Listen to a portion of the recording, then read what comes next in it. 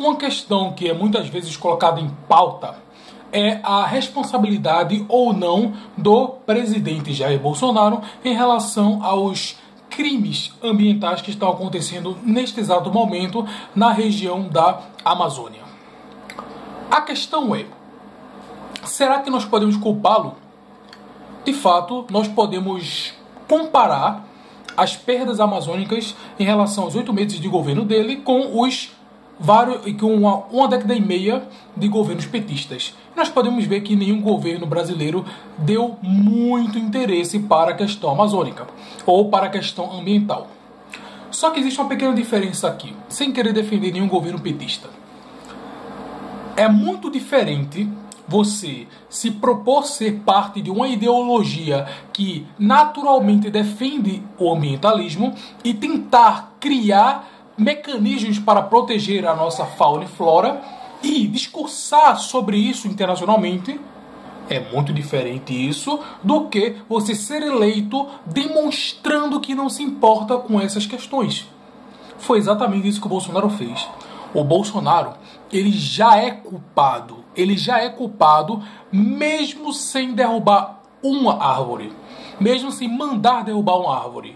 Somente pelo fato do chefe de Estado de um país presidencialista, como é o caso do Brasil, em que o chefe de Estado e o chefe de governo se tornam em uma pessoa só, em que tem muitos poderes dados a apenas uma pessoa, só pelo fato desse tipo de chefe de Estado eleito diretamente com a quantidade, com a maioria qualificada, né, com a maioria qualificada dos votos, já demonstra qual é a opinião dos brasileiros em relação a questões ambientais. Se o chefe de Estado, aquele que representa 210 milhões de habitantes, está questionando a importância da floresta amazônica, questionando a existência do aquecimento global, ignorando completamente as pautas internacionais que sempre estão voltadas para a questão ambiental, desde os grandes acordos e protocolos realizados nas décadas passadas.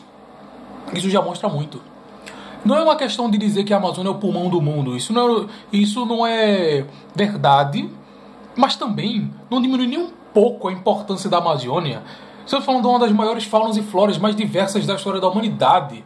Estamos falando de uma área florestada tropical, das raras que existem. Estamos falando da área que é responsável pelas chuvas e que não permite que uma área que fica no sul-sudeste do Brasil se torne um grande cerrado, praticamente um deserto.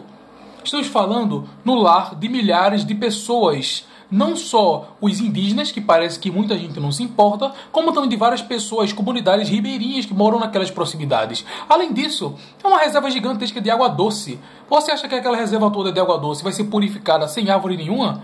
Você acha que a erosão daqueles lugares vai ser evitada sem a existência de árvores? Não é uma questão de chorar pelas árvores, não. É uma questão de defender com toda a força possível aquelas árvores. Cada uma delas. Tem que ser radical nesse caso. Quando se fala de ambientalismo, a gente não pode tomar um lado meio termo. Não existe meio termo na sobrevivência da raça humana.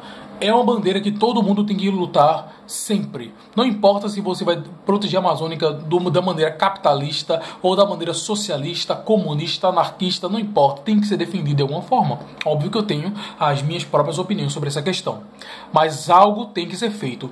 Sim, o Bolsonaro tem que ser criticado o tempo todo. Mesmo que nenhuma árvore tivesse sido derrubada durante seu governo, só pelo fato dele ser eleito utilizando propostas antiambientalistas já é mais que suficiente para nós criticarmos ele por todo o seu mandato. Já é mais que suficiente. Então essa é a ideia. Pensem um pouco sobre isso. Revejam seus princípios. Estamos falando da vida humana. Não só isso, da vida de bilhões de espécies, quer dizer, milhões de espécies, centenas de milhares de espécies e milhões de indivíduos, bilhões de indivíduos, bilhões, até trilhões se contarmos as formigas. Mas são muitos mesmo, todos eles perdendo a vida por causa de um mero erro humano. Um mero erro humano. Não, erro não. Tem coisas que não são erro não. Tem coisas que são antropocêntricas. Tem coisas que são causadas pelo próprio ser humano, intencionalmente. Intencionalmente. Como vamos melhorar se uma das coisas que mais nos definem, a nossa grandiosa floresta amazônica, com a maior biodiversidade, uma das maiores, com certeza, biodiversidade de fauna.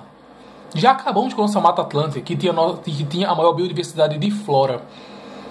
Não tinha jeito. Nossas grandes cidades ficam no litoral e a Mata Atlântica era litorânea.